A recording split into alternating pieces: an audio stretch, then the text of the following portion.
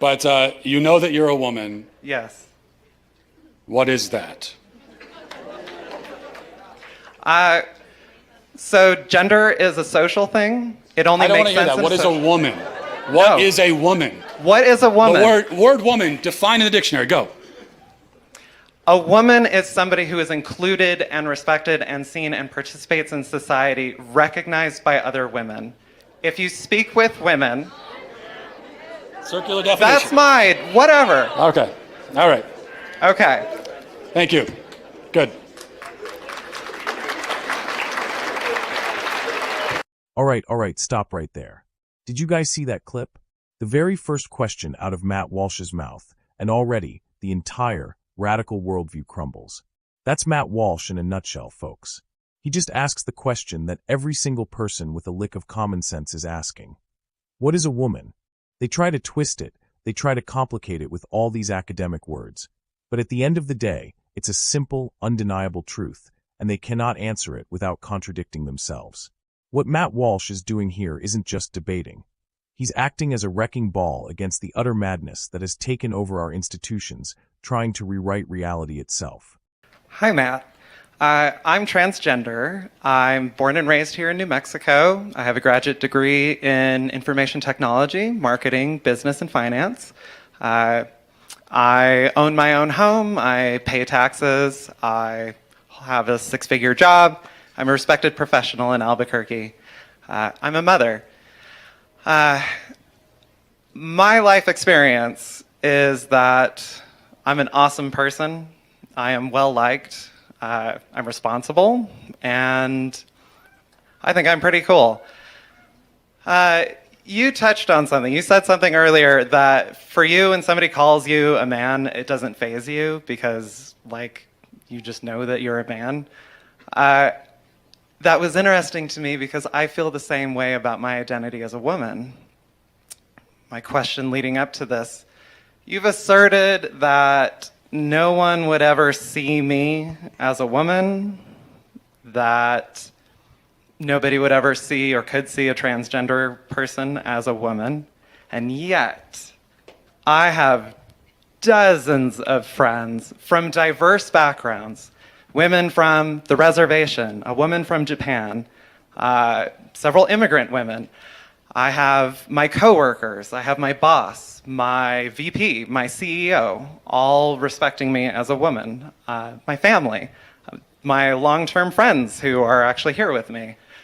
All of these people assure me, like, I'm a woman. They'll tell me, girl, like, there is no way you are a man.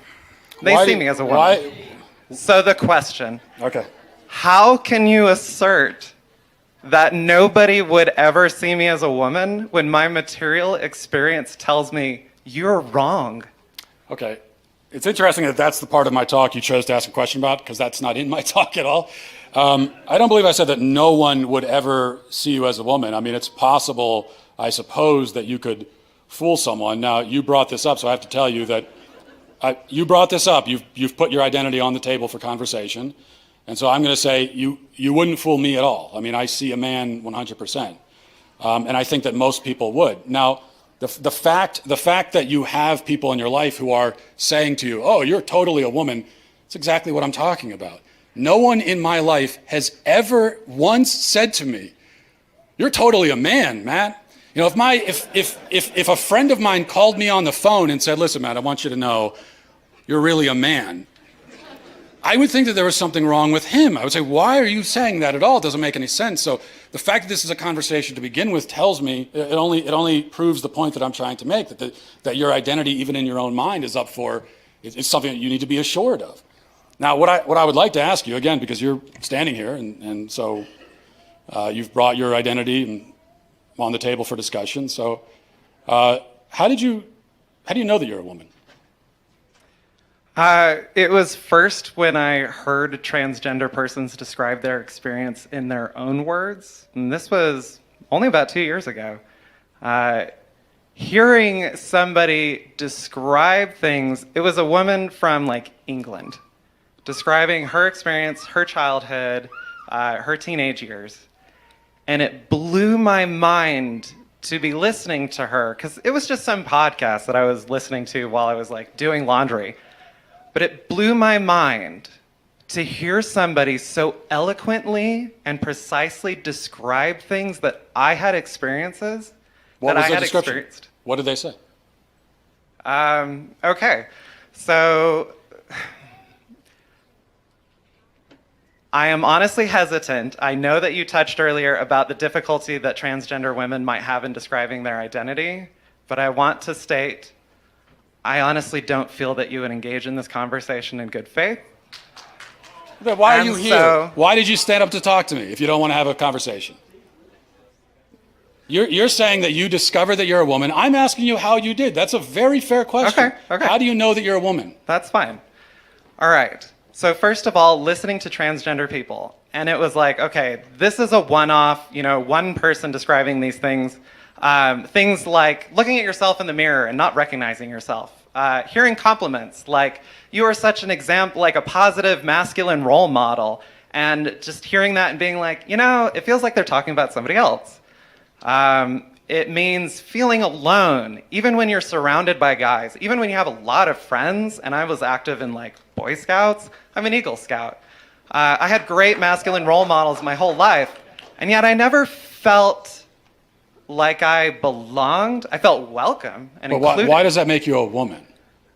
Because As opposed to just a man who doesn't get along with some other men, or a man who's depressed, or a man who doesn't feel at home totally in his body, which, by the way, is a pretty universal human experience. Everybody goes through it at one time or another. So in what way does that make you a woman, though? And it's interesting. You're telling me that you listen to the experiences of other transgender people. Well, yeah. But what about women?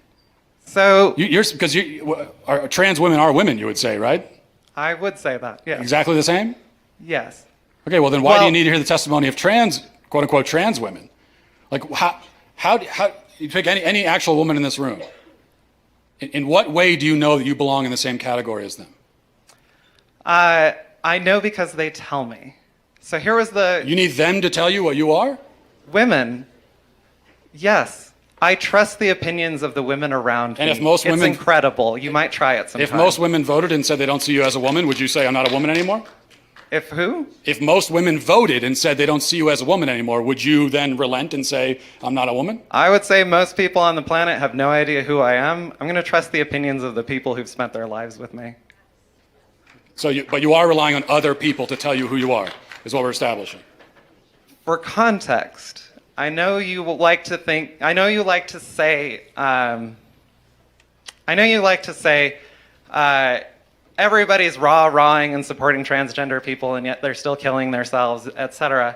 But I'm standing here in a room full of people applauding you and asking questions like, how can I put out legislation here in New Mexico, my home state I grew up in, to try to reverse transgenderism? I'm not safe.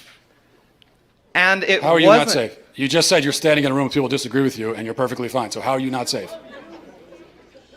Okay, look, we're going round and round. You don't want to answer any of the questions. Maybe we'll end with this because we're talking about womanhood. So people could probably shout out the question I'm going to ask you right now. Okay. But you know that you're a woman. Yes. What is that? So gender is a social thing. It only I don't want makes to hear sense that. in What is a social- woman? What No. is a woman? What is a woman? The word woman, define in the dictionary. Go.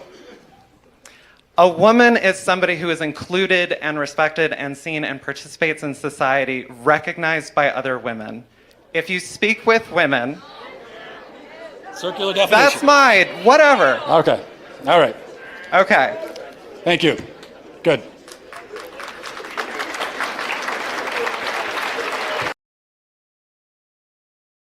This isn't just about semantics.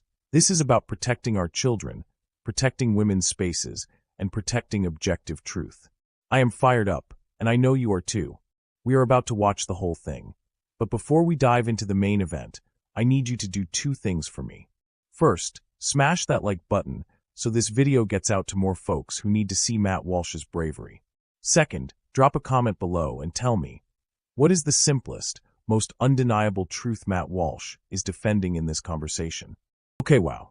I mean, just wow. That was 8 minutes of pure, unfiltered common sense running headfirst into the brick wall of modern gender ideology. And guess what? Common sense won. Matt Walsh absolutely dominated this entire exchange from start to finish. He came in with one question. A question so fundamental that a kindergartner could answer it, and the other side simply had no reply that wasn't self-contradictory or based on pure feeling. The beauty of Matt Walsh's method is in its relentless simplicity. He never lets the other side escape the definition of terms. This entire destructive ideology relies on blurring lines and making words meaningless, and Matt's role is to restore clarity. That's why he is so effective and why the mainstream media despises him. He refuses to play their word games, and this video proves why that approach is so powerful. Let's break down the key moments, because this video is a masterclass in exposing the logical gaps in this extreme worldview. You could see the internal struggle when Matt first asked the central question, "What is a woman?" The opponent tried every single philosophical escape hatch. It's a feeling, it's an identity, it's whatever I choose. But here is the thing, none of those answers hold up to scrutiny. As Matt constantly reminds us, if womanhood is just a feeling, then the word has lost all meaning. It means men can call themselves women, and woman, as a protected class, as a sex, ceases to exist. If the definition is based only on self-identification, then a woman is literally just someone who says they are a woman. It's circular and intellectually lazy. Matt forces them to confront this failure, and it is glorious to watch. The debate tries to move past biology, but Matt Walsh is relentless. And rightly so. He keeps steering the conversation back to the one place the other side refuses to go, biological reality. When he pointed out that for 99.9% of human history, a woman was an adult human female, you could see the opponent deflate. The arguments about chromosomes, reproductive organs, and the fundamental differences between the sexes are not mean, they are facts. The entire argument they rely on is that gender is a social construct, but they can never pinpoint what that construct is without resorting to stereotypes, like being delicate or liking to be pretty, which ironically reinforces old-fashioned gender roles. Matt cuts through the ideological fog and says, "Look at reality." He's standing up for reality itself. This is where Matt Walsh really shines as a commentator.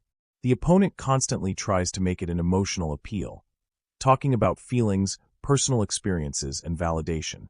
But Matt keeps his cool and pivots the conversation back to the real-world consequences. This isn't a therapy session. It's a debate about public policy, women's sports, and medical ethics. When he forces the opponent to confront the fact that these feelings are now dictating medical procedures on minors or destroying fairness in women's athletics, the emotional argument falls apart. He makes it clear that their definitions have consequences for women and children who rely on a consistent, objective truth for safety and fairness. Matt is a champion for children and for true female equality, and he does it by insisting on sanity. The most powerful part of the whole clip is Matt's conclusion, where he essentially says, "I am not moved by your circular logic." He stands firm on the idea that just because a small but loud minority is trying to enforce a definition of woman that is meaningless, that doesn't mean the rest of us have to play along. He's telling us that it's okay to stand up for scientific and linguistic truth, even when the mob calls you names. That is a truly courageous position to take in the current climate, and it's why he's a conservative hero. He is modeling for every single one of us how to stand firm against the absurdity and simply state the obvious. This entire video is required viewing for anyone who feels like they're going crazy watching our culture deny the most fundamental things. Matt Walsh isn't just winning a debate. He's reminding American political enthusiasts and all people of good faith that truth is real, and it is still worth fighting for. That is a message we need to hear now more than ever.